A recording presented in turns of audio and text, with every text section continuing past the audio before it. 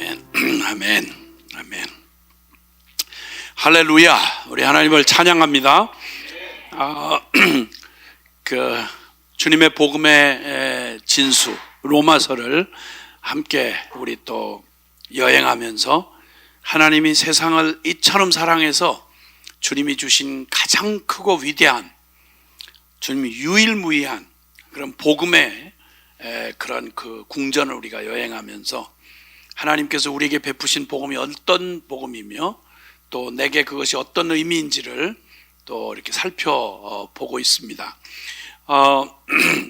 우리 또 시청하시는 분들은 또 계속 화면으로 이렇게 하시기 때문에 좀 쉽지 않겠지만, 그러나 요즘에 굉장히 좀 편리한 건 이게 좀 이 영상이 언제라도 이렇게 다시 볼 수가 있기 때문에, 그래서 그냥 한 주제를 그냥 넘어가지 마시고 처음부터 말씀드린 것처럼 이 복음을 우리가 너무 단편적으로 내가 필요한 대로 내가 이해되고 내가 듣고 싶은 것만 골라서 들었기 때문에 사실은 여기저기서 찔끔찔끔 들은 것 같긴 한데 그 복음이 내 안에 실제가 되지 못하고 그 복음이 파편적으로 조각난 그림처럼 이렇게 돼 있으니까 복음의 내용은 사실 엄청나고 어마어마한 얘기인데 내 인생 존재의 어떤 내 일생의 주제보다도 가장 화급하고 그리고 가장 참 근본적이고 내 인생의 목적에 해당하고 영원한 운명을 포함하는 이런 엄청난 주제인데도 불구하고 너무 소홀하게, 너무 값없이 그저 종교에 하나 불과하게 이렇게 취급하고 살아가는 사람들이 적어도 안타까운 일인데 너무도 많아요. 솔직한 말로. 그런데 그 어떤 때는 또 때로 열심을 내다가도 그 열심을 내면서도 풀리지 않는, 뭔가 복음만으로 되지 않을 것 같은 이런 안타까움이 있는 이유가 뭐냐면 복음을 복음대로 받질 못한 거죠. 그 중에 가장 중요한 게 복음을 이루는 이 모든 내용을 총체적으로 보지 못한다는 거예요.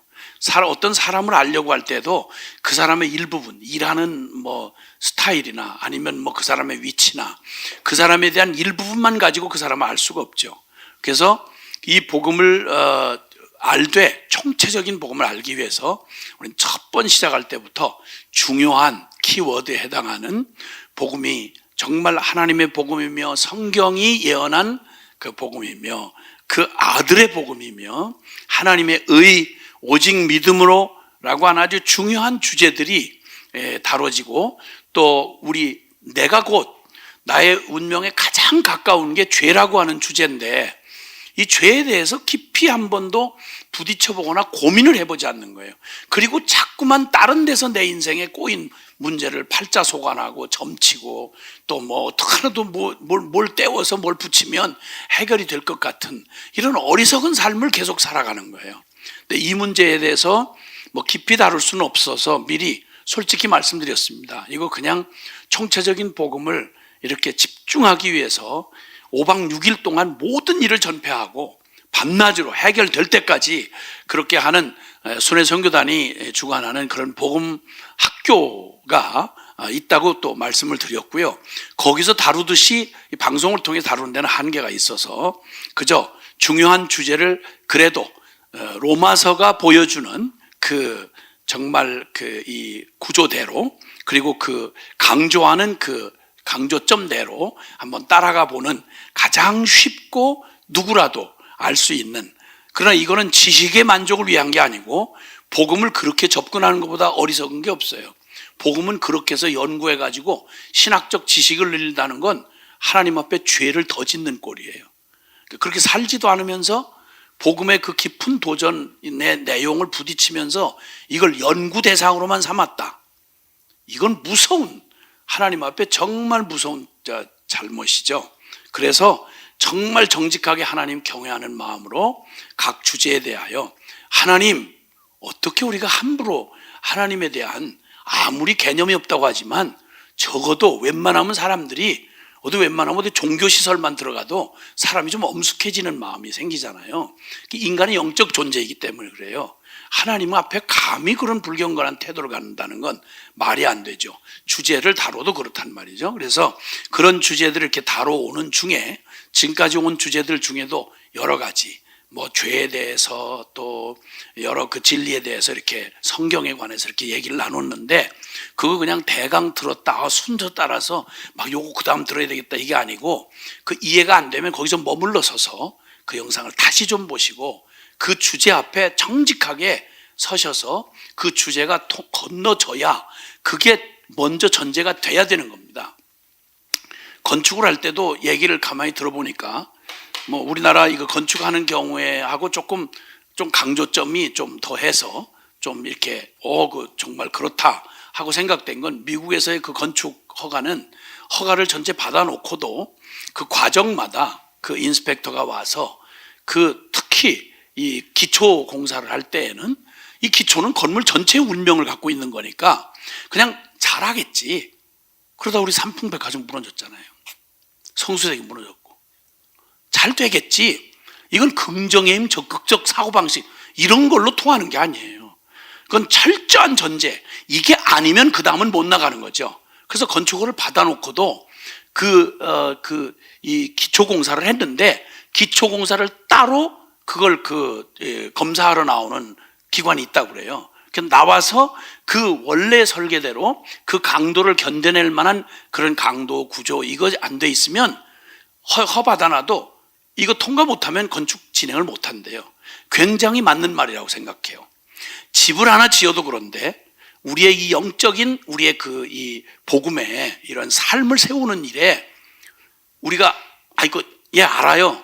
그거 했다 치고 이렇게 해서 가정 위에다가 집을 질 수는 없는 거예요. 근데 죄가 뭔지도 모르면서 죄가 뭔지도 모르면서 복음을 어떻게 알겠어요? 무슨 복음을 구하겠어요? 그러면. 그리고 내가 누군지 내가 누군지조차 확인이 안 돼 있는데 그 내가 중심이 되어 살아가는 인생, 그냥 사는 대로 그냥 방황이죠. 근데 그렇게 똑똑하신 분들이, 바쁜 분들이 그 질문 한번 안 해보고 사는 거예요. 내가 누군지 그냥 대강 태어나서 생긴 욕심 가지고 살아가는 게 인생이려니 하는 거예요. 아니요. 복음이 없다면 몰라도 복음을 들었다면 아마 이번에 간단하게 다뤄진 우리가 마음에 관한 진리, 복음에 관한 진리, 죄에 관한 진리, 그리고 그 죄와 내가 어떤 관계인지 이런 얘기는 어디서도 들을 수가 없어요. 성경에서 우리에게 밝혀진 진리를 따라 나눴던 진리는 그냥 됐다 치고 다 이해했습니다 이게 아니고, 거기에 머물러 서서 정말 내가 그러한가, 정말 그러한가 하고 그 진리 앞에 서서 성령께서 우리 영혼 안에 이루시는 일, 기회를 드리란 말이에요. 그래서 그걸 정리하고 그게 돼야 그 다음 단계가 이해가 돼요. 그게 분명히 내 것이 돼야 그 다음 단계가 또 그 진리가 들어오고 그걸 이해할 수가 있는 거예요. 그냥 대강 신학적으로 이해하면 그거 무슨 얘기, 그거 다 아는 얘기입니다. 몰라서 망했나요? 알고 망한 유대인은 뭐라 그럴 거야? 아니 다 알고 아담과 하와가 망했잖아요. 그거 먹으면 정령 죽는다는 걸 몰라서 그럼 속았나요? 아니요. 알고 선악과 먹은 거예요. 죄라는 게 뭐 몰라서 짓습니까? 망하는 게 몰라서 망합니까? 아니요. 그렇지 않다는 거예요. 그런 우를 또 범할 수는 없지 않습니까? 그래서 이번 로마서와 함께 우리 하시는 분들에게 꼭 당부드리고 싶은 건, 이거 허락될 수 있잖아요. 이미 영상은 떠 있고 언제라도 그 진리 앞에 안 되면 다시 틀어서 그거 해결될 때까지, 그래서 그게 된 다음에 그 다음 진도를 나가시고 그 다음 또 진도를 나가시고, 이럴 때 우리의 진짜 눈에 비닐이 벗겨지듯이 우리의 진리가 이전엔 들리기만 했던 게 그냥 내 심령을 때리고 들어오는 그런 진리와 부딪히는 그런 축복을 경험하실 수 있습니다. 꼭 그 지침을 좀 따라 주시면 좋겠고요. 자, 이제 오늘 우리가 나아갈 것은 오직 의인은 믿음으로 말미암아 살리라. 이거 복음의 핵심 되는 얘기죠. 그래서 로마서의 핵심 구절, 그러면 로마서 1장 17절인데, 복음에는 하나님의 의가 나타나서 믿음에 이르게 하나니 기록된 바 오직 의인은 믿음으로 말미암아 살리라. 이거 굉장히 혁명적인 선언입니다. 인간이 이 세상을 살아가는 모든 인류가 서로 다 다른 삶을 사는 것 같아도 똑같은 원리로 살아가요. 내 힘으로 살아가는 거예요. 내가 또 한번 똑바로 살아보고 싶고 내가 최선을 다해 살아보고 싶은 거예요. 그러니까 주체가 나예요. 나. 크게 인류를 둘로 나눈다면 바로 모든 인간이 태어나서 살아가는 삶의 그 원리가 바로 뭐냐면 내 힘으로 살아가는 거예요. 내 최선으로. 그런데 그 인류 보편적인 가치를 완전 뒤집는 얘기예요. 최선으로 사는 게 아니라 오직 믿음으로 산다 이렇게 선포하는 건 우리의 가진 상식과 우리의 보편적 가치하고는 완전 혁명적인 선언이에요. 근데 복음이 바로 그 얘기를 하는 거예요. 자, 그래서 오늘 그 말씀, 자, 로마서 3장 우리 27절로 가보겠습니다. 로마서 3장 찾으셨으면은 27절이요. 27절, 28절 시작. 그런즉 자랑할 데가 어딘 있을 수 없느니라. 무슨 법으로냐? 행위로가 아니라 오직 믿음의 법으로니라. 그러므로 사람이 의롭다 하심을 얻는 것은 율법의 행위에 있지 않고 믿음으로 되는 줄을 우리가 인정하노라. 아멘. 자, 영원히 하나님의 진노의 심판을 받을 우리 죄인된 육신으로 태어나서 죄 가운데 살다가 죄 가운데 죽을 수밖에 없는 우리의 운명, 그냥 굳이 뭐 종교적이다 뭐 철학적이다 이렇게 안 해도요, 우리 당면하고 있는 게 우리 죽음이잖아요. 우리 인생이 죽음을 맞이해야 돼요. 근데 우리 이 목숨을 가지고 하나 가지고 살지만 이게 죽음을 맞이하고 또 그냥 우리가 내 인생 내 마음대로 되는 것 같지만 아니요. 누구도 내 인생을 내가 원하는 대로 살아본 사람 아무도 없고요. 누구도 내가 얼마나 내 자신도 내 인생 내 마음대로 안 되는 내가 어떻게 할 수 없는, 왜? 옳다고 알고 인정하는 그대로 사라지질 않는 거예요. 그러니까 선을 알면서도 악을 거절할 수가 없고 의를 알면서도 죄를 벗어날 수가 없단 말이죠. 무능한 거예요. 내 인생이 내게 아니라는 것쯤은 조금만 정직하고 진실하게 부딪혀보면 아닌 거예요. 거기다가 정말 말 그대로 내가 죽음에 그리고 무능에 그리고 결국 심은 대로 거둔다고 내가 살아온 인생대로 심판을 받아야 될 터인데 이게 모든 인간이 받아진 운명이란 말이죠. 근데 내가 알던 모르던 성경을 통해서 하나님이 선언하신 건 더군다나 우리의 살아가는 이 죄의 값에 대한 내 운명의 그 운명 값이 뭐냐면 내 생명은 하나님 심판받도록 정해져 있어요. 이게 보통 태어나서 살아가는 삶이죠. 그 다음에 내가 이 생명이 끝난 영원한 후에는 지옥이 기다리고 있는 거예요. 그럼 이 죄의 값이라는 게 내가 태어나서 죄인으로 태어나서 살아가는 죄의 값이라는 게 이렇게 어마어마한 그 문제를 가지고 태어난 거죠. 러시아의 그 대문호라고 알려져 있는 도스토옙스키라고 하는 사람이 청년 시절에 황제의 미움을 받아가지고 사형 집행을 당하게 됐습니다. 사형 집행이 이제 5분밖에 안 남았어요. 5분만 시간이 지나면 그냥 총살을 당하게 되는데 그 짧은 5분 동안 나 이제 인생이 끝이구나. 그 5분 안에 그가 그 5분 경험한 5분이요. 1분을 그냥 진짜 태어나서 그렇게 진지하게 자기의 인생의 시간을 그 5분밖에 안 남았으니까 그 5분 안에 자기가 한 얘기를 제가 다 옮길 수는 없겠는데 하여튼 진지하게 인생의 가장 근본적인 문제를 고민하면서 한 번만 더 기회가 주어진다면 이러는데 마지막 딱 총살 바로 직전에 갑자기 황제의 사면을 알리는 병사가 찾아와 아슬아슬했어요. 그냥 곧바로 그냥 총살을 당하는 바로 직전에 황제의 사면령이 내려져 가지고 아슬아슬하게 죽음을 딱 5분 남겨놓고 5분 만에 하여튼 뭐 살아났다든가 이렇게 해서 그래서 살아났어요. 이 사람의 인생이 통째로 뒤집어졌어요. 그래서 그 사람의 그 작품들 뭐 세계적으로 알려져 있는 많은 죄와 벌이라든지 뭐 까라모조프 형제들 뭐 이런 등등의 세계적인 이런 작품들을 만드는 그것뿐만 아니라 그의 인생을 그냥 통째로 바꾼, 그래서 그는 평생에 그 5분을 살듯이 마지막 5분의 기회가 주어진다면 난 뭘 하고 사나 이렇게 살았다 그래요. 5분의 생명 내가 주어지면 뭘 하고 살아야 되지? 이렇게 소중한 인생이에요. 근데 오늘 우리는 24시간 내 정해진 내 인생의 24시간이 벌써 토막이 나서 사라졌어요. 다시는 못 만나요. 그럼 내게 남은 시간들이 얼마나 되겠냐고요.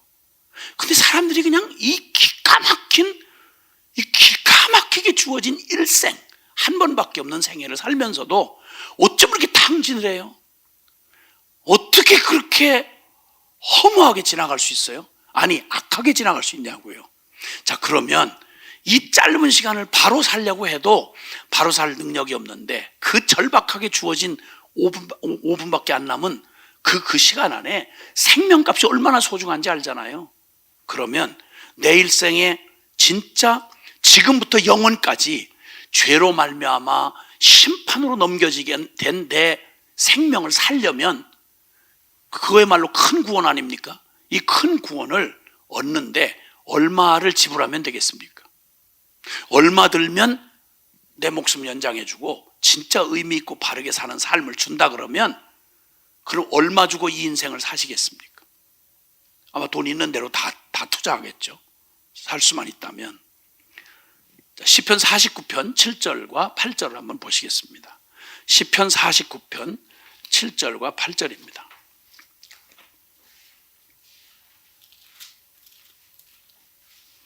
시편 49편 7절 8절 말씀 같이 시작. 아무도 자기의 형제를 구원하지 못하며 그를 위한 속전을 하나님께 바치지도 못할 것은 그들의 생명을 속량하는 값이 너무 엄청나서 영원히 마련하지 못할 것임이니라. 아멘. 아멘. 내 목숨을 만약 돈으로 계산한다면, 돈 주어서 얻을 수 있다면 얼마를 들여야 이 생명을 사죠? 더군다나 그냥 잠깐 이렇게 별 의미 없이 살아가는 이 죄인으로 살아가는 삶도 이렇다면 이 죄의 형벌받을, 영원히 형벌받을 내 운명과 그리고 나의 이 삶의 이 생명의 값을, 이거 만약에 그 기가 막힌 사형받을 그리고 심판받을 나를 만약 돈 들여서 구원한다면 얼만큼 값을 치르면 우리의 영혼을 구원할 수 있겠냐는 말이에요. 여기 말하잖아요. 그들의 생명을 속량하는 값이 너무너무 엄청나서 영원히 마련하지 못할 것이다. 맞아요. 우리가 받은 구원이, 우리에게 주시고자 하는 하나님의 구원이 영생이에요. 잠깐 지금 살다가 없어지는 요 유한한 인생뿐만 아니라 영생을 주시겠다는 거예요. 그리고 그 죄에 영원히 벗어나지 못할 죄의 저주에서 우리를 완전히 해방을 시켜주겠다는 거예요. 그럼 얼만큼 비용이 들어야 될까요? 지구 팔면 될까? 가능하질 않아요.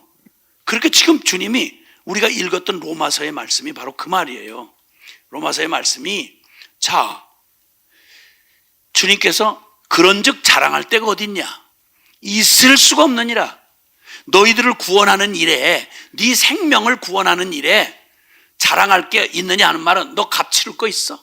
그거 살 만큼 당당하고 또 저가 자신 있게 그 값을 치를 만한 네 생명의 속량값을 낼 수 있겠어? 그게 유대인들은 뭘 자랑하냐면 저 할례 받았는데요, 내가 그래도 지금까지 착하게 살았는데요. 그게 네 목숨 값을 치르는데 값이 되겠어? 그걸로 그 엄청난 죄에서 용서받는 값이 되겠냐 이 말이에요. 어디다가 카드를 지금 내밀어?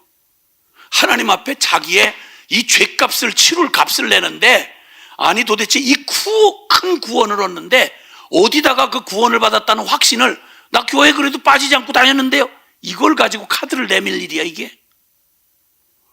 내가 헌금을 좀 많이 했는데요, 이거 가지고 지금 우리에게 주시는 하나님의 구원을 살 수 있겠냐는 말이에요. 그 말이에요. 그 무슨 어처구니 없는 얘기냐는 거예요. 자랑할 데가 어딨냐? 있을 수가 없느니라. 누가 자격과 자기의 그 공로를 가지고 구원을 어떻게 생각했길래 이걸 구원받았다는 말을 싸구려로 하는 말이, 이게 말이 되겠냐는 거예요. 이게 혈통 가지고 되겠냐는 거예요. 직분 가지고 되겠냐는 거예요. No! 오해를 해서 그렇지, 하나님이 우리에게 주시는 이 내가 구원받는데 얼마의 값이 필요하겠냐는 거예요. 무슨 법으로냐? 행위로냐? 율법 지키는 그 어줍잖은 너네 그 수고나 자랑거리 이거 가지고 나 구원 내놓으세요 이렇게 말할 수 있겠느냐? 어처구니 없는 말 하지 말라는 거예요. 나 그래도 교인증 가졌는데요, 나 신학했는데요. No, 그럴 수 없느니라. 무슨 법이냐, 행위냐? 오직 믿음의 법으로니라. 아멘. 이건 값을 치를 수 있는 얘기가 아니에요. 얘기 자체가 너무 어처구니 없고 너무 유아적이에요. 근데 어떻게 이렇게 똑똑한 분들이 이 기가 막힌 얘기를, 그러니까 구원이라는 말 자체부터 오해가 있는 거고 하나님 자체를 오해하고 있는 거예요. 그래서 앞서 말씀드린 대로 기본되는 진리를 믿었다 치고 안다 치고 이렇게 가지고는 얘기 자체가 풀리질 않아요. 철저 그 하나만 진지하게 부딪혀도 이 질문 앞에 서는 거예요. 무슨 값으로 네 생명의 속전을 내겠냐? 재산을 다 팔아바치고 지구를 팔아바친들 네 운명을, 죄된 운명을 하나님의 심판에 그 지옥의 집행을 받을 너를 무슨 값을 줘야 그게 값이 돼가지고 너를 거기서 건져낼 수 있겠냐는 거예요. 무슨 값이 있겠냐는 거 없는 거예요. 있을 수가 없어요. 그러니까 다른 어떤 것도 내 편에서 나올 수 있는 건 값을 치를 게 없기에 하나님이 그 값을 준비해가지고 너의 모든 그 죄값, 너의 모든 비참한 그 모든 운명에 그 하나님 앞에 나갈 수 없게 하는 그 기가 막힌 저질러 놓은 모든 일에 대한 영원한 지옥의 불구덩이에 떨어져야 할 그 무서운 심판의 값도 우리로서는 불가능하니까 하나님이 친히 일어나셔서 그 아들의 생명값을, 그 어마어마한 값을, 그 죄값을, 심판의 값을, 그 생명의 값을 하나님이 직접 지불해 놓으셨다. 다 해결해 놓으셨다. 십자가로 해결해 놓으셨다. 그래서 다른 법이 아니라 오직 믿음의 법으로만 가능하다. 하나님이 내 이름과 내 자격으로 다 갚아주신 그 공로, 주님이 치러 놓으신 그 값을 네가 믿으면 그걸 너의 값으로 쳐주마, 이 말이에요. 이 약속이에요. 그걸 믿으라는 거예요. 그러면 그 믿는 그 믿음을 네가 직접 치렀다고 인정해주고, 왜냐하면 그렇게 되면 공의를 다 해결한 게 되니까. 그래서 오직 믿음의 법으로니라. 자랑할 데가 없다. 오직 믿음의 법으로니라. 여러분, 이건 십자가의 도를 우리가 지난번 시간에 우리가 살펴보았습니다만은 그 로마서 3장 25절에 보면요, 하나님도 의롭고 그 예수 믿는 우리도 의로워야 되는데 하나님이 완전히 값을 치르고 의를 이렇게 이루신 건 알겠어. 그런데 우리는 그럼 어떻게 의로워지느냐는 거예요. 그 일을 설명해 주신 말씀이 25절인데요. 3장 25절 같이 읽어볼까요? 이 예수를 하나님이 그의 피로써 믿음으로 말미암는 화목제물로 세우셨으니 이는 하나님께서 길이 참으시는 중에 전에 지은 죄를 간과하심으로 자기의 의로우심을 나타내려 하십니다. 아멘. 아멘. 여기 이 말은 예수님을 하나님이 그 아들의 피, 이거 생명을 말하는 거예요. 죄의 값이 생명으로 이 값을 치러야 되는데 하나님이 그 아들의 피로써 화목제물을 세우셨다. 하나님과 우리 사이에 죄 때문에 도저히 화목할 수 없는 그 일을 아들이 그 죄에 대한 형벌과 그 저주의 심판을 다 갚아서 대신 내 이름으로 죽어주는 바람에 하나님과 내 사이에 이 모든 죄의 값을 치워버리는 바람에 나는 죄와 상관없이 하나님하고 이제 교제할 수 있게 되었다. 그런데 조건이 있는 거예요.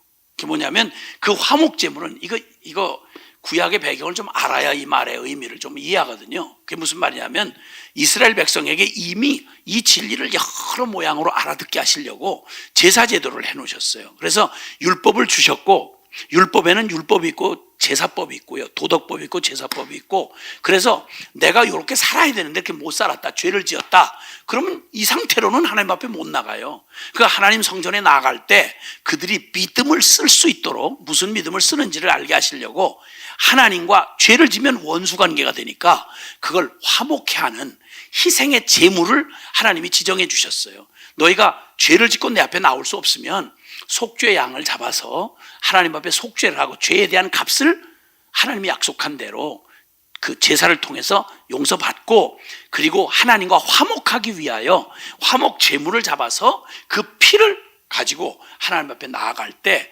하나님이 이제 죄는 용서받았기 때문에 하나님과 이제 이렇게 그 하나님의 축복과 하나님의 그 은총을 받을 수가 있는 거죠. 이걸 상징적으로 가르쳐 주셨는데 그들이 그 예물을 드릴 때 예물만 가지고 하면 안 돼요. 그 예물을 바치는 의미, 내용을 내 마음으로 믿음으로 참여하고 드려야 된단 말이에요.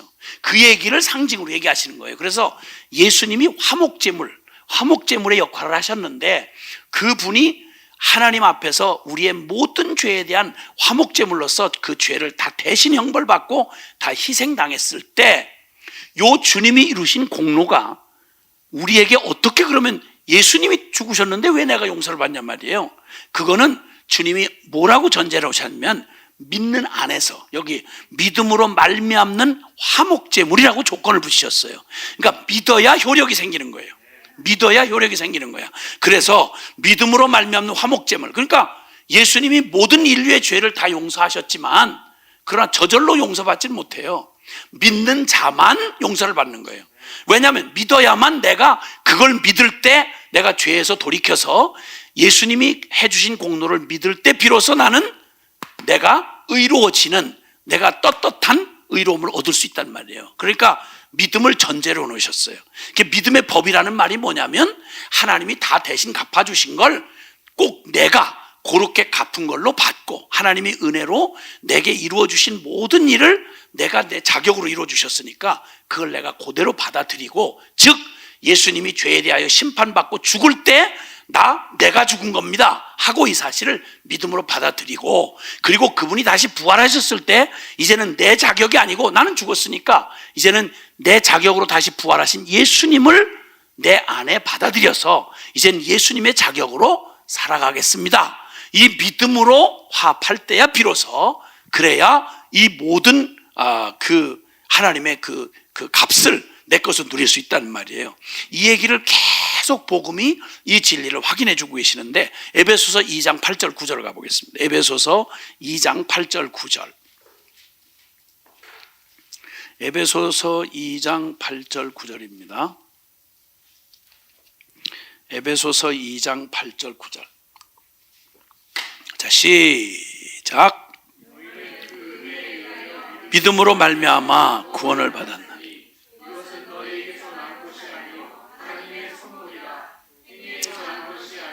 이는 누구든지 자랑하지 못하게 함이라. 아멘. 아멘. 네, 우리는 내가 행위로 내가 돈 벌어서 내가 값을 치르고 이런 게 아니기 때문에 자랑할 게 아무것도 없어요. 우리에게는 오직 이 모든 값은 예수님이 대신 갚아주셨는데 그게 전부 은혜로 주신 거예요.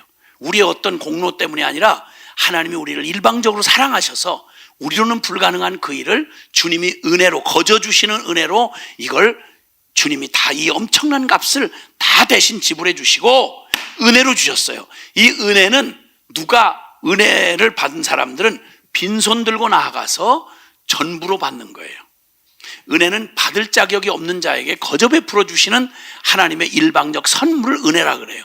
그 은혜를 받을 때는 단 10원이라도 내가 어떻게 공짜로 받습니까? 그러고 10원이라도 내면 그건 싸게 산 거지 은혜로 믿음으로 받은 게 아니에요. 이게 악한 태도예요.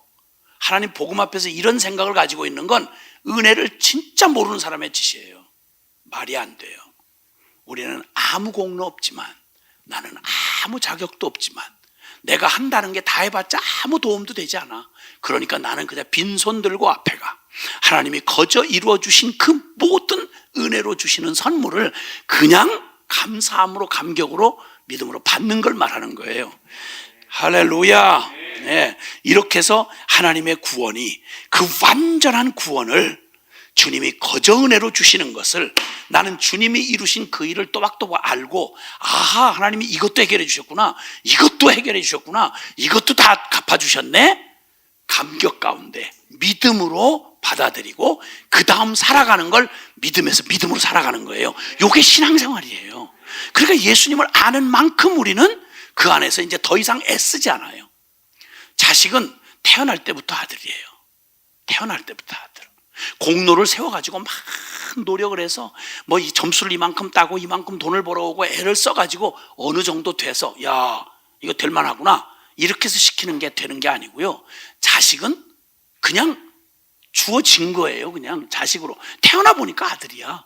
그래서 그냥 맡겨놓은 거 지가 따가듯이 그냥 이런 뻔뻔한 놈들이, 이 자식놈들이 이게 다 그렇단 말이에요. 이게 은혜로 태어나가지고 저절로 받은 거야. 그리고 그 아들됨을 누리고 살아가는 거죠. 근데 이거 믿음이 없는 놈은, 불량한 놈은 나중에 탕자처럼 결국은 아들인데도 아버지 걸 못 누려요. 지 욕심 때문에. 믿음이 없으면. 깨닫고 돌아오면 아버지의 풍족한 걸 다 내 거로 누리게 되는 거죠. 복음도 마찬가지예요. 그래서 주님께서 이제 그 은혜로 주신 이 얘기를 쭉 선포하니까, 그러니까 제일 당황할 사람들이 그래도 나름대로 자기는 공로를 쌓아서 하나님 앞에 착하게 살고 율법 잘 지키고 막 할례도 받고 이렇게 해서 뭔가 좀 더 받을 줄 알고 생각했던 유대인들이 이거 뭐야 그러면, 이방인이나 유대인이나 똑같이 믿음으로 구원받는다고 하면 그럼 뭐 율법은 그럼 뭐야 그러면, 이렇게 해서 이제 볼멘 소리가 나오는 거죠. 그래서 로마서 3장 우리 29절 30절 한번 보시죠. 이렇게 얘기를 하니까 이게 제일 걸려드는 사람들이 이제 유대인들이에요. 그 생각이, 이게 믿음이란 말을 알아듣기가 참 어려운 사람들. 자, 28절 29절 3장 시작. 그러므로 사람이 의롭다 하심을 얻는 것은 율법의 행위에 있지 않고 믿음으로 되는 줄 우리가 인정하노라. 하나님은 다만 유대인의 하나님이시냐? 또한 이방인의 하나님은 아니시냐? 진실로 이방인의 하나님도 되시느니라. 30절. 할례자도 믿음으로 말미암아, 또한 무할례자도 믿음으로 말미암아 의롭다 하실 하나님은 한 분이시니라. 아멘. 아멘. 유대인들이 오해했던 건 자기들이 율법을 지키고 할례를 받고 하는 걸 공로로 생각했어요. 공로. 자기들이 그렇게 한 그 값으로 자기들이 구원도 받고 하나님 백성 이렇게 누린다, 이렇게 생각을 한 거예요. 아니. 그건 똑같이 할례를 받은 유대인이나 이방인이나 똑같이 자격 없고 불가능한 건 똑같아요. 그리고 둘 다 구원받는 것도 오직 은혜로 값없이 주시는 은혜를 믿음으로 구원받는 것도 똑같아요. 그럼 유대인은 뭐야 그러면? 유대인은 훨씬 난 게 뭐냐면, 하나님이 은혜로 주시는 하나님과, 살아계신 하나님과 그 은혜로 주시는 복음을 이방인보다 훨씬, 이방인들은 하나님의 특별한 섭리가 아니었으면 저 같은 사람은 교회 교자도 모르고 예수의 자도 모르고 그냥 이렇게 호적거리고 살다가 죄 짓고 죽었을 거 아니에요. 근데 똑같은 죄인인데 날마다 그래도 이정표를 늘 보고, 야 그렇게 가면 안 돼, 이리로 가는 거야, 야 이렇게 해야 이거 구원받는 거야, 이런 얘기를 율법으로 그리고 할례로 계속 도전을 받았죠. 그러니까 똑같이 그들도 믿어야 되는 건 똑같이 남아있어요. 유대인도 믿어야 되고 이방인도 믿어야 되는데, 유리한 건, 믿기 더 유리한 건 모태신앙 유대인들이죠. 왜? 미리 듣고 있었으니까. 그러니까 그런 게 우선 혜택을 누린 거예요. 근데 이걸 잘못 이해를 해가지고 그 자체를 가지면 저절로 자기들은 그런 걸 행위로, 이렇게 자기들은 선민이기 때문에 할례를 받았기 때문에 저절로 그 공로로 구원을 받는다, 이렇게 생각을 한 이 자체가 잘못인 거예요. 자, 그러니까 31절에 보면, 그런즉 우리가 믿음으로 말미암아 율법을 파기하느냐? 그럴 수 없느니라. 도리어 율법을 세우느니라. 유대인들의 이제 저거 한 건, 아니 그렇게 다 그냥 거저 믿음으로, 이렇게 믿음으로 구원받는다고 말하면 그럼 하나님이 율법을 다 공의로 가르쳐 놓은 건데 그거 다 율법 다 필요 없는 게 되는 겁니까? 이렇게 이제 또 걱정을 또 하는 거야. 아니라고.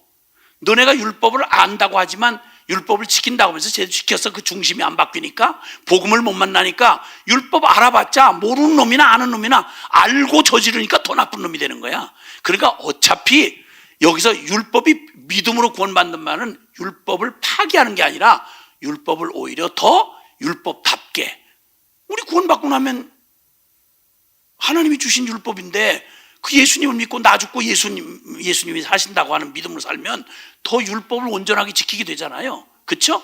근데 전에는 율법을 지켜서 자격을 따서 내가 이렇게 하나님 앞에 이렇게 될 수 있겠다고 생각한 이게 잘못된 거고, 그렇게 할 수 없는 나를 십자가의 복음을 만나서 이제는 내 안에 예수님의 생명이 살아가는 걸 믿고 살아가니까 오히려 더 전에는 제대로 지키지 못했던 말씀을, 하나님의 말씀을 따라 살게 되니까 오히려 율법을 더 굳게 세우는 것이 된다. 이거 전부 생각이 왜곡되어 있는 유대인들 설득하느라 이렇게 말이 복잡해요. 얘기는 간단한 건데. 너 꼬라지가 어떤지 나 잘 알지 않냐? 알아요. 나 같은 죄인은 이거 쓸모, 생각만 하면 다 죄만 짓고, 이런 것들 그냥 막 이렇게 아야 그냥 죄인인 줄 알고 의지할 게 아무것도 없는 놈은 이 복음을 알아듣기가 쉬운데 어줍지 않게 뒤섞인 채로 이 얘기를 듣고 자꾸만 이러는 유대인들이, 모태신앙들이 진짜 이걸 못 알아듣고 자꾸 이런 시비를 거는 거예요.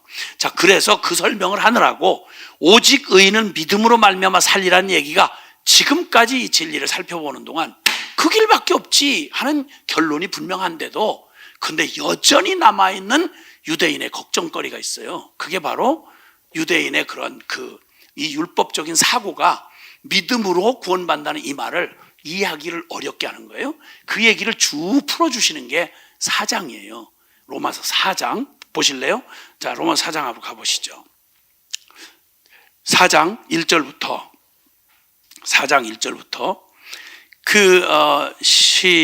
1절부터 시작. 그런즉 육신으로 우리 조상인 아브라함이 무엇을 얻었다 하리요? 만일 아브라함이 행위로서 의롭다 하심을 받았으면 자랑할 것이 있으려니와 하나님 앞에서는 없느니라. 성경이 무엇을 말하느냐? 아브라함이 하나님을 믿음에 그것이 그에게 의로 여겨진 바 되었느니라. 아멘.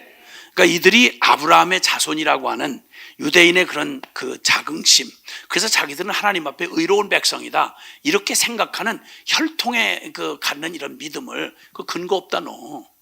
왜냐하면 아브라함이 하나님 앞에 의롭다함을 받은 건 너네가 지금 막 자랑하는 모세의 율법을 지키고 막 할례를 받고 이렇게 해서 의롭다함을 받은 게 아니고, 아브라함을 의롭다 하실 때 그 기준이 뭔지 아세요?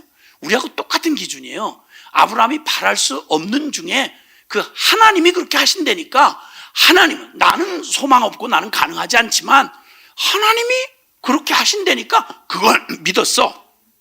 그랬더니 그걸 주님이 그 믿음을 의로 여겨주셨다. 이게 창세기 15장 6절 말씀이에요. 아브라함이 하나님을 믿음에 그 믿음을 의로 여기셨느니라. 이게 성경이 무엇을 말하니 그 말이에요. 성경 똑바로 봐라. 너네 생각이 잘못된 거 아니냐?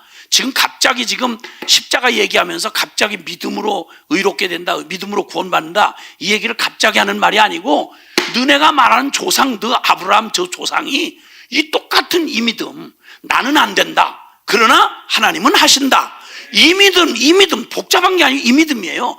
더군다나 구원 문제에 있어서는 이 죄장아찌 같은 내 존재로는 아무리 갈고 닦고 몸부림을 쳐도 내 힘으로는 구원 못 받아요.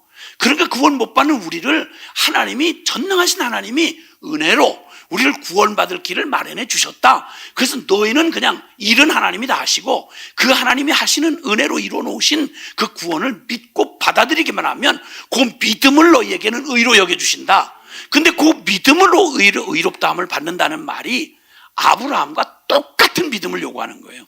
그 얘기를 설명하시는 거예요. 그래서 여기 4절과 5절 한번 읽어보세요. 시작. 일하는 자에게는 그 싹시 은혜로 여겨지지 아니하고 보수로 여겨지거니와 일을 아니할지라도 경건하지 아니한 자를 의롭다 하신 이를 믿는 자는 그의 믿음을 의로 여기시나니. 여러분 일꾼이 일하고요, 오후에 이제 계산해가지고 주인한테 싹스를 받잖아요. 그 싹스를 받는 건 자기가 일한 대가에 대한 보수로 받는 거예요. 근데 은혜란 일을 안 했는데, 그런데 주인이 갑자기 성경에 나와 있는 얘기예요.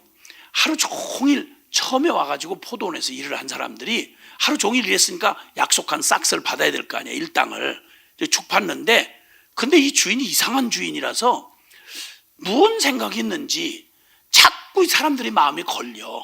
그래가지고는 인력시장에 가가지고 오후에 다 떼진하고 이제 연장 다 정리해야 될 시간인데 혹시나 또 어떤 놈이 불쌍한 놈이 있나 싶어가지고 나가서 보니까 아니나 다를까 비썩 마른 놈이 누구 아무도 안 데려가겠어. 그냥 봐도. 근데 그 일자리도 못하고 집에도 못 가고 얼쩡거리고 서 있는 걸 본 거예요. 어이 와봐, 이리 와봐. 그냥 주면 거지 동냥하는 거예요. 근데 이 주인이 진짜 물론 하나님을 예표하는 예지만 이리 와봐. 그리고는 일터에서 다른 사람들 대부분 이제 연장 정리하고 이렇게 해야 될 시간인데 1시간 남았는데 오후 5시에 6시 퇴근해야 된다면 오후 5시에 들어오라는 거예요.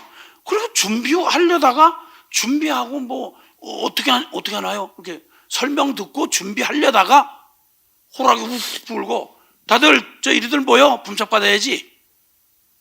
이 사람은 가야 되나 말아야 되나 이러고 있는 거지 이제. 자기가 품삯은 무슨 상관이야. 그런데 갔어요. 다 얼쯤 이렇게. 어이 가요 와요.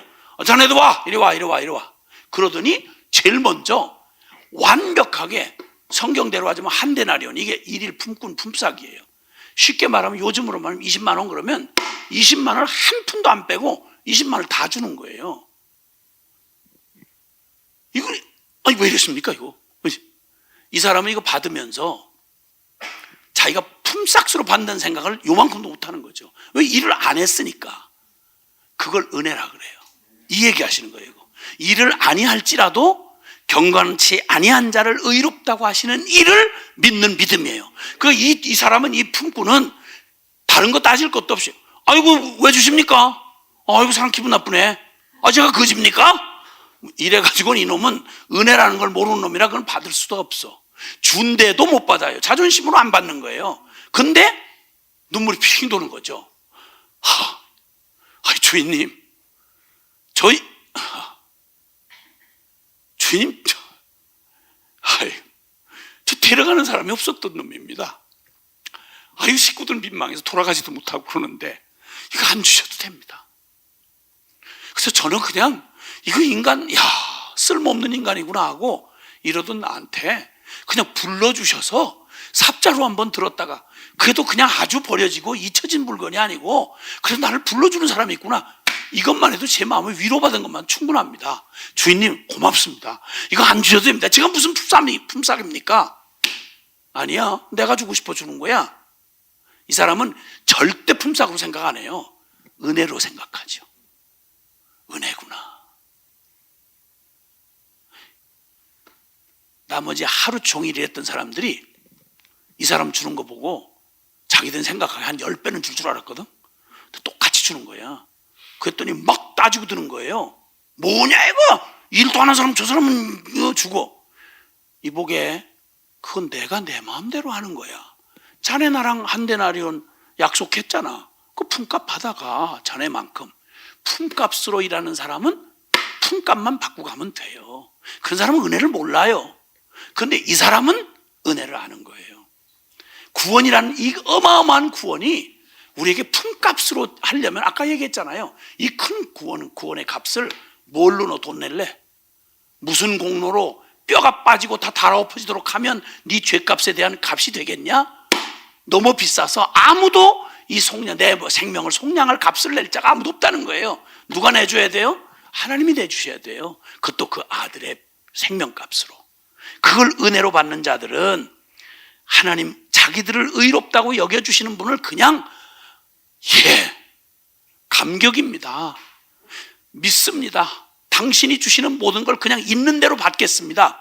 주는 그대로 받는 거예요. 그러면 여기는 품삯을 만약에 20만 원 줬다, 그걸 그냥 믿음으로 받는 사람은 그걸 은혜로 받아요. 그러면 만약 주님이 우리에게 주신 구원이 영원한 영생, 하나님의 자녀, 거룩함, 의로움, 이걸 그냥 주님이 아무 값 없이 주시는 거예요. 내가 다 내 아들 피값으로 다 계산하고 너한테 주는 거야. 너 다시는 죄인 아니야. 너 다시는 죄종 아니야. 너 다시는 지옥 너하고 상관없어. 왜냐면 내가 값을 다 치렀거든. 이거 받아. 그러면 은혜를 아는 사람은, 은혜라는 말은 뭐냐면 그냥 그 하나님이, 거짓말하지 않은 하나님이 그 완전한 복음을 주는 걸 감격해가지고 믿음으로, 아멘, 진짜나 지옥 안 가도 되는군요. 진짜나 이제 죄하고 저놈하고 상관없군요. 진짜 하나님 아버지군요. 좀 익숙하진 않지만 아버지 말씀하셨죠? 제가 아버지라고 해도 되는 거죠? 그럼 당연하지. 이걸 누리면서, 이걸 믿으면서 하나님 아버지, 주기도문 가르쳐준 대로 심장은 떨려도 하늘에 계신 우리 아버지 이렇게 부르면 하나님이 당신이 약속한 거니까 진짜, 어머야 내 아들아, 이렇게 해주신다는 거예요. 그 믿음을 믿는 믿음으로 살아가는 걸, 그걸 신앙생활이라고 한단 말이에요. 그걸 은혜로 받았다고 하는 거예요. 그 얘기하는 거예요. 그 얘기. 너 조상 아브라함이 너네처럼 그런 짓 하냐? 아니야. 아브라함 일생 얘기 여기 창세기 나오지만 코미디 같아요. 그 사람 믿음이 없어 흔들리다가도요, 한 가지 확실한 건 오직 믿음이 있는 사람이에요. 그래서 염치 뻔뻔하게 실수를 했다가도 툭 치고 주님이, 야 이놈아 정신 차리고, 그래서 그러면 요 의롭다함을 받았을 때가 언제인지 아세요? 하나님이 약속을, 말도 안 되는 약속을 해주셔가지고, 너 75살 먹은 사람한테, 애가 하나도 없는 사람한테 뭐라고 하니? 큰 민족을 이루게 해주겠다는 거야. 너 지금까지 하나님 없이 네 힘으로 애쓰고 살아왔지만 지금부터 너 그 보편타당하게 그렇게 살다 죽을 인생이 아니야. 내가 지시하는 땅으로 가. 나만 믿고 따라와. 내가 지시할 땅으로 가. 그러면 내가 너에게 큰 민족 이루게 해주겠고, 내가 너를 복의 근원이 되게 해줄 거야. 너 때문에 모든 사람이 복을 받을 거야. 넌 나만 믿어. 내가 하는 것만 믿어. 지금까지 네 힘으로 살아왔고, 네 계산 가능하면 요거 요렇게 하면 요렇게 하는 거, 이렇게 네 통박으로 살아왔지만 지금 계산기 집어던지고 하나님이 말씀하면 그거 아멘, 하나님이 그렇게 된다고 그러면 아멘, 이렇게 하고 살아. 이 약속 따라서 가슴에 막 세상이 이게 얼마나 놀라운 얘기예요. 그러니까 그렇게 믿음으로 출발했어요. 근데 10년이 다 돼가는데 애가 안 나와. 75살이 85살 됐고, 아내가 10살 차이인데 65세 출발했는데 사라가 75살 됐단 말이에요. 그러니까 인간이니까 습관이 남아가지고, 아이고야 이러다 큰일 나겠구나, 이거 떠돌다가 이렇게 매냥 떠돌다가 이거 자식 하나 없이 이렇게 하고 끝나겠구나 해가지고 마음에 타협을 했어요. 신앙에서 물러선 거죠. 이거 도저히 계산상 안 되니까. 그래서 다메섹 사람 엘리에셀이라고 하는 종들 중에 참한 상속자 하나를 아들로 삼으려고 결심을 다 해놨어요. 그날 밤에 주님이 찾아오셔서 주님이 얘기하시는 거예요. 아브라함아, 나는 너의 상급이고 너의 방패야. 너 인생 하나님 없이 살던 인생을 내가 너를 도로 찾아서 내가 너의 상급이 되고 너의 방패가 돼준다고 약속했잖아. 그랬더니 너무 낙심이 돼가지고 아브라함이, 주여 지금까지 10년이나 기다렸는데 자식 새끼 하나도 안 나오는데 뭘 더 기다리겠습니까? 저도 생각이 있는 놈이라 뭐 꼭 내가 낳아야만 자식입니까? 참아는 양자라도 입양하면 되는 거지 뭐. 그래서 저 종들 중에 다메섹 사람 엘리에셀이라는 사람을 양자로 입양하기로 했습니다. 너무 걱정하지 마시고, 뭐 저도 의리밖에 없는 놈인데 하여튼 주님이 말씀하셨으니까 그냥 남들한테는 하나님이 주었다고 이렇게 얘기하고 다닐 테니까 너무 걱정하지 마옵소서, 이러고 주절주절 떠드는 얘기가 창세기 15장 얘기예요. 그때 주님이 긴 말하지 않고 인간적인 연약함으로 하나님 없이 살던 습관이 남아가지고 오직 믿는 믿음, 하나님만을 믿는 믿음으로 안 되는 그를 그냥 내치지 않으시고요, 조용히 천사를 보내셨겠지, 조용히 팔을 끌어내서 밤에 하늘을 쳐다보라는 거야. 홍천 하늘처럼 별이 많겠지. 너 하늘 쳐다보라는 거야. 저 별을 셀 수 있느냐? 없는데요. 너 바다에 모래알은 셀 수 있어? 없는데요. 너 똑바로 들어. 내가 너를 통해서, 너와 사라를 통해서 하늘의 별처럼 바다의 모래처럼 너희 후손을 그냥 수도 셀 수 없을 만큼 그렇게 해주겠다. 더 말도 안 되는, 그냥 더 불가능한 얘기를 하시는 거예요. 얘기를. 그때 아브라함이 정신을 번쩍 차리고 계산기 확 집어 던지고 얼른 정신 차리고서, 그렇지, 내가 처음 떠나던 날 내가 계산이 가능해서 왔어. 하나님을 믿었어. 그리고는 얼른 믿음으로 회복하고 가니까 그때 아브라함이 그 마음 안에 흔들렸던 믿음을 다시 잡아서 계산이 아니라 전능한 하나님을 하나님으로 믿는 그 믿음을 보시고, 됐어, 그 믿음이면 돼 하고 그걸 의롭다고 여겨주신 거예요. 여러분, 이렇게 해서 나로서는 안 되는 걸 하나님을 하실 수 있다. 이 믿음이 왜 필요한지 아세요? 이 구원받는 이 일 때문에 필요했던 거예요. 이걸 하게 하시려고 믿음의 조상 아브라함을, 인간 수준에서 못 벗어나는 우리를 하나님 그분을 믿는 믿음으로 바랄 수 없는 중에 바라고 믿는 믿음, 그래야 이 큰 구원을 하나님이 이루어 놓으신 걸 우리가 그냥 그대로 믿어서 그 믿음을 실제 현실로 알고 그리고 그 믿음을 디디며 살아갈 수 있도록 이 큰 구원을 받는데도 오직 의인은 믿음으로 말미암아 살아야 되잖아요. 이 믿음이 무슨 믿음인지를 알려주시려고 아브라함을 선택하셔서 그 믿음을 가르쳐 주신 거예요. 그걸 성경에다 기록해 놓으시고 아브라함 얘기, 이거 대단한 얘기 없어요. 그냥 한 사람 실수하고 왔다 갔다 하는데 우리같이 연약한 사람을 믿음의 조상을 만드신 하나님의 이야기예요. 그러니까 그걸 보면 와, 이게 믿음이구나, 이게 믿음이구나, 이렇게 배워가도록. 그 믿음의 결론은 딱 하나예요. 그것은 17절부터 보면 같이 한번 읽어보실래요? 17절부터 시작. 기록된 바 내가 너를 많은 민족의 조상으로 세웠다 하신과 같으니 그가 믿은 바 하나님은 죽은 자를 살리시며 없는 것을 있는 것으로 부르시는 이시니라. 아브라함이 바랄 수 없는 중에 바라고 믿었으니 이는 내 후손이 이같으리라 하신 말씀대로 많은 민족의 조상이 되게 하려 하심이라. 그가 100세나 되어 자기 몸이 죽은 것 같고 사라의 태가 죽은 것 같음을 알고도 믿음이 약하여지지 아니하고 믿음이 없어 하나님의 약속을 의심하지 않고 믿음으로 견고하여져서 하나님께 영광을 돌리며 약속하신 그것을 또한 능히 이루실 줄로 확신하였으니 그러므로 이것이 그에게 의로 여겨졌느니라. 아멘. 아멘. 어떻게 설명하면 이렇게까지 하실 수 있을까요? 애들도 알아듣도록. 아브라함이 믿은 바 하나님은 죽은 자를 살리시며 없는 것을 있는 것으로 부르신 하나님이에요. 우리 믿는 하나님 그렇죠? 하나님 창조하셨잖아요. 무에서 유를, 구원받을 수 없는 나를 바뀔 수 없는 이거 완전히 인간이 노릇 못할 나를 하나님이 어떻게 하나님의 아들 삼으시냐고. 나로서는 불가능한데 없는 걸 있게 만드시고, 그리고 죽은 자를 다시 살리신 하나님이다 이거예요. 그래서 아브라함 평생에 하나님이 그 믿음을 주님 키우시느라고요, 일부러 아브라함과 아내 사라 사이에 아이를 안 주세요. 약속만 계속 주세요. 근데 그 약속을 언제까지 하냐면 100살 될 때까지. 75살에 주신 약속을 25년이 흘러가는 동안에 계속 점점 시간이 흐르니까 점점 몸은 늙죠. 거기다 아이야 사라의 생리가 그쳤어. 이제 생산할 수가 없게 됐어요. 그럼 이제 끝난 거예요. 끝났는데 주님이 뭐라고 하는 거 아니? 나는 약속한 나는 하나님이다. 아이고 아닌데요. 이거 상식이 안 통한대. 야 이놈아, 상식은 너한테 얘기지 하나님도 상식이냐? 그렇군요.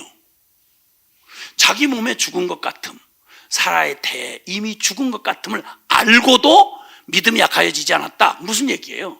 믿음의 근거가 나의 최선에 있지 않고 하나님에게 있는 거예요. 그럼 하나님이 된다고 했으면 되는 거예요. 의사는 끝났습니다. 안 됩니다. 하나님이 아니야, 내가 너를 불렀어, 너 사명 남아있어. 그럼 의사가 결론이요, 하나님이 결론이요? 아멘이지, 아멘이지. 우린 틀렸습니다, 끝났습니다. 그런데 하나님이 괜찮아, 분명히 이룰 거야. 그걸 믿는 걸, 그걸 믿음이라 그러는 거예요. 그러니까 긍정의 힘, 적극적 사고방식 따위가 믿음이 아니고요, 믿음은 나로서는 안 돼, 그런데 하나님은 하실 수 있다 이거예요. 그 믿음 얘기하는 거예요. 그 믿음. 그렇게 얘기해 놓고 23절 한번 보세요. 23절에서 25절까지 시작. 그에게 의로 여겨졌다 기록된 것은 아브라함만 위한 것이 아니요 의로 여기심을 받을 우리도 위함이니 곧 예수 우리 주를 죽은 자 가운데서 살리신 이를 믿는 자니라. 예수는 우리가 범죄한 것 때문에 내줌이 되고 또한 우리를 의롭다 하시기 위하여 살아나셨느니라. 아멘, 아멘, 아멘, 아멘, 아멘, 아멘. 이건 아브라함에게만 필요했던 믿음이 아니라 그 믿음을 우리에게 고스란히 전해주신 목적이 뭐냐면, 구원의 복음을 아무리 전해줘도요, 그 복음을 아브라함같이 이렇게 믿지 아니하면 우리하고 복음하고는 상관없는 거예요. 다 이루어주신 주님의 이 어마어마한 값을 다 치르고 다 허락해준 이 하나님의 복음을, 너는 하나님은 직접 값으로 치르셔서 하나님의 의를 회복하셨지만 너는 믿을 때 하나님이 행하신 것과 똑같은 자격과 효과로 네가 그랬어, 네가 그렇게 갚은 거야, 너는 의로워, 이렇게 여겨주시겠다는 거예요. 그래야만 하나님도 의롭고 우리도 의로운 일이 가능해지는 거예요. 그래서 그 약속을 우리에게 주셨어요. 그럼 우리가 예수님이 얼마나 철저하게 죄의 값을, 이사야서 53장 말씀처럼 얼마나 철저하게, 내가 아무리 죽일 놈이고 내가 아무리 소망 없는 인간이라도 주님께서 나에게 있는 죄고 나요 나고 죄였던 내가 받아야 될 그 죄값을 얼마나 철저하고 완벽하게 예수님을 통해서 다 갚아주셨는지를 우리가 안다면, 그러면 이제 원래 내가 아는 내가 결론이 아니고 예수님을 통해서 하나님이 이뤄놓으신 이 복음이 결론이라면, 그러면 우리는 예수님에게 일어난 일이 내게 일어난 일로 받아들이는 거예요. 왜냐하면 주님이 그렇게 인정해 주시겠다는 거예요. 그리고 그 믿음으로 순종하면 진짜 말 그대로 내 안에 예수님이 살아가시는 걸 누리며 살아가는 기적 같은 삶이, 믿음의 삶이 이루어지는 거예요. 아멘, 아멘. 예, 상식도 아무것도 통할 수가 없었던 기가 막힌 복음 바깥에 살다가 어느 날 그 사실이 주님이 나를 사랑해서 죄 용서해 주시고 구원해 주셨다는 게 믿어지던 날 제 안에서 통곡을 받아내시고, 그 믿음이 믿어지는 그 믿음을, 이 육체를 입고 살아가니까 현실은 분명히 있지만 어떤 현실보다도 제 삶의 결론은 예수님이 결론이었어요. 그 믿음으로 따라오는데 누구도, 나 그때도 처음 예수님을 만나고 아무것도 모를 때예요. 성경 아무것도 모르고 요한복음 3장 16절밖에 몰라. 그것만 믿게 됐어. 그런데도 당당하게 제가 이랬어요. 누가 나보다 더 행복한 사람 있으면 나와보라고.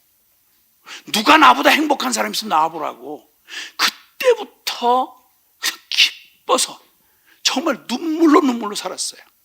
예배당에, 그 초라한 예배당에, 시골 예배당에 그냥 가서 뒷자리에 그냥 이방인처럼 앉아 있어도 그 사실이 믿어진 것만 해도 그냥 그게 그렇게 감격이 됐더랬어요. 얼마나 고마운지. 그날로부터 무소유로 살고 지금까지 와서 주의 종으로 부름받아가지고 주님이 그 믿음 없던 나에게 이 아브라함의 믿음을 계속, 내가 무슨 오늘을 사는 거 가지고 내일은 믿음 없어서 사느냐, 그럴 수 없어요. 저 지금도 걱정이 되고 어떤 때는 목을 조르듯이 어떤 때는 막 압박이 되기도 해요. 그러나 나는 알아요. 그게 결론이 아니라는 걸. 이 믿음 가지고 사니까 사람들이 다들 놀래요. 어떻게 그렇게 겁 없이 믿음으로 사느니? 무슨 얘기야? 겁이 많으니까 주님을 믿지. 그동안 살아오는 날 동안 주님 한 번도 실망시킨 적 없고, 제 인생 하나도 건사하지 못하던 망한 술집 아들 놈, 의지가 너무 박약해서 세상을 용기로 맞부딪히고 살 만한 용기도 없던 놈을 예수 하나 믿는 이 믿음 가지고 살았더니 저를 통해 수많은 영혼들이, 그 수많은 영혼들이 그 기가 막힌 두려움과 저주와 죄 가운데서 구원받고 용기를 얻어가지고 세상을 변화시키는 사람들로 살아가는 이 기적 같은 행진을 주님이 하게 하신단 말이에요. 주님이 하십니다. 아멘.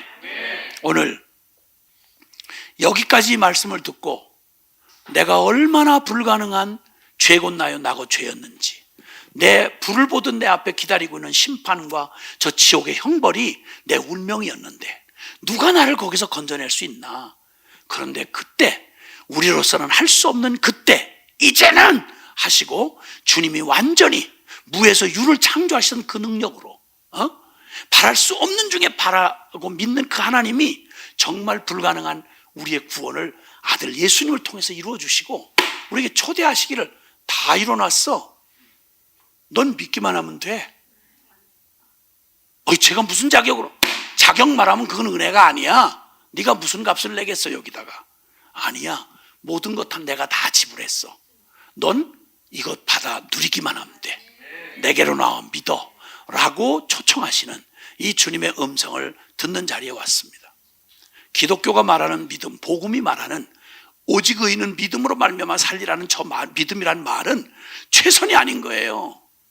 아닌 거예요. 긍정의 적극적 사고방식 따위가 아닌 거예요.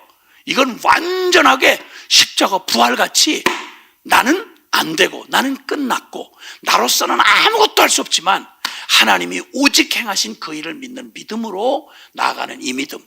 그래서 오직 의인은 믿음으로 말미암아 살리라는 이 말의 의미가 제대로 이제 들려질 시간이 됐어요. 그걸 묻겠습니다. 사랑하는 우리 시청하는 모든 우리 주 안의 형제 자매 여러분, 언제 이 믿음으로 주님의 이 복음을 받아들인 적이 있으십니까? 예수 죽음이 정말 정녕 나의 죽음이었구나. 왜? 예수님이 내 이름표 달고 내가 되어 죽어주신 거니까. 그리고 이제는 주님의 죽음을 믿음으로 받아들이고 이제는 내가 산 것 아니고 그 불쌍하고 가련하고 지저분하고 연약하고 안 되는 그 나는 이미 십자가가 뚜렷하게 우리에게 소리치는 게 너 거기서 끝났어. 너의 모든 그 인생 짐 벗었어.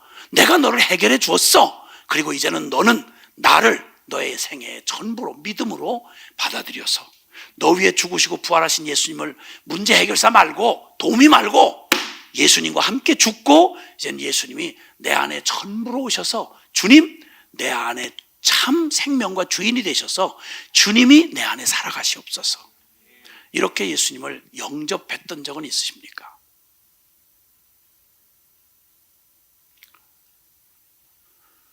그 믿음으로 주님이 초청하시고 우리를 이 복음으로 우리를 부르시는 주님 앞에서 우리의 모든 삶에 분기점이 있습니다. 예수 그리스도에 관해서 들은 거, 눈물겹게 그분을 닮아보려고 애쓰는 거, 이것으로는 아닙니다. 주님의 복음 앞에 나와서 그 주님의 그 완전한 복음을 온전히 받아들여서 나 예수와 함께 죽고 이젠 나 주님과 함께 다시 살았습니다. 갈라디아서 2장 20절의 말씀처럼 내가 그리스도와 함께 십자가에 못 박혔나니 그런즉 이제는 내가 산 것 아니요 오직 내 안에 그리스도께서 사십니다. 이렇게 고백하게 됐던 날은 언제 있었습니까? 만약 아니라면 지금 이 시간 어떤 장소 환경 가운데 있는지는 모르겠으나 지금 가능하시면 그 자리에서 무릎을 꿇으십시오. 그리고 주님을 향해서 두 손을 드십시다. 그리고 주님 앞에 이렇게 여러분의 영혼의 고백을 믿음으로 드렸으면 좋겠습니다. 다 같이 기도하겠습니다. 주님을 향해서 손을 이렇게 들어보십시오. 내가 내 힘으로 아둥바둥 살아오려고 했던 내 손에는 무슨 흔적이 남아 있습니까? 무슨 냄새가 묻어 있습니까? 내 최선으로 사니까 되든가요? 내 힘을 젖먹던 힘까지 애를 쓰며 살아왔던 내 인생에 내 손에는 뭐가 쥐고 남은 게 있나요? 하나님 앞에 가도 그거 내놓을 만한 건가요? 만약 아니라면 우리 내 손에 움켜쥐고 못 놓았던 나 세상의 그 알량한 것들 이거 주님 앞에 그냥 빈손 손을 딱 펼치고 주님의 십자가 앞에 그냥 내던지고 우리의 본래의 모습으로 돌아갑시다. 태어날 때부터 알몸 가지고 태어났잖아요. 빈손으로. 오직 갖고 태어난 건 죄밖에 더 있습니까? 주님 제 손을 보세요. 이 빈손을 보세요. 내 인생의 모습입니다. 부인할 수 없이 저는 죄인이었습니다. 주님 이제 알겠습니다. 나에게는 아무런 희망도 없다는 것을. 그러나 이제 주님의 복음을 듣고 주님을 향하여 우리의 머리를 듭니다. 그리고 주님의 음성을 듣습니다. 너 내게로 오라고. 내가 너를 위해 모든 일을 다 그리스도 안에서 해놓았다고. 그리고 이제 그 주님을 향해서 빈손 들고 은혜로 주신 그 복음 앞에 이렇게 고백하기를 원하시는 분. 예수님, 나 하나님 없는 삶, 여전히 주님의 이름을 부르면서도 내 눈물겨운 최선과 몸부림으로 살았던 나는 부끄러운 죄인임을 부인할 수가 없습니다. 이제 회개하고 십자가 앞에 나아가서 내 이름표 달고 죽으신 주님의 죽음이, 바로 그 주님의 죽음이 나의 옛사람, 그 불쌍하고 가련한 나의 옛사람의 죽음인 줄을 내가 이제 받아들이고 이제는 이제 비로소 주님을 나의 주님으로 영접합니다. 내 안에 오시옵소서. 그리고 주님 내 생명이 되어주시고 나의 주인이 되어주시옵소서. 그리고 이젠 주님 내 안에 내가 사는 것 아니요 오직 내 안에 그리스도께서 사시는 것임을 이제 믿고 그 믿음에서 믿음으로 살아가겠습니다. 이렇게 고백하기를 원하시고 이 고백이 실제가 되셨던 분들 다시 한번 이 고백으로 확인하고 그게 거짓이 아니고 실제임을 다시 한번 고백할 뿐만 아니라 오늘 처음으로 이 주님을 영접하기를 원하시는 분들 이 고백을 여러분의 언어로 똑같이 못해도 괜찮아요. 여러분의 영혼에 주님이 감동해 주신, 깨닫게 해주신 복음으로 그냥 단 몇 마디라도 주님 앞에 생명을 고백하세요. 그러면 주님이 알아들으시고 이 복음으로 여러분의 영혼을 구원하시고 그 놀라운 새로운 삶을 시작하게 하실 거예요. 우리 함께 다 같이 기도하겠습니다. 오, 사랑하시는 아버지 하나님 감사합니다. 예, 주님 감사합니다. 할렐루야. 주님 하나님 없이 이 텅 빈 손처럼 죄밖에 남은 게 없는 우리의 비참했던 나의 삶, 죄 가운데 살고 죄를 벗어나보려고 눈물겨운 최선으로 살았지만 하나님 당신 앞에 의로울 게 내놓을 게 아무것도 없는 죄인임을 이제야 인정합니다. 오 주님, 힘껏 버텨보려고 했지만 주님 금방 결석 주저앉고 각오하고 결심했지만 변절하기 쉬웠습니다. 주님, 이제 압니다. 내게는 소망이 없음을, 내게는 아무런 기대할 게 없음을. 그래서 이제는 오직 주님이, 당신이 나의 생명, 나의 주가 되셔야 합니다. 주님만이 나의 주님이 되셔야 합니다. 주님,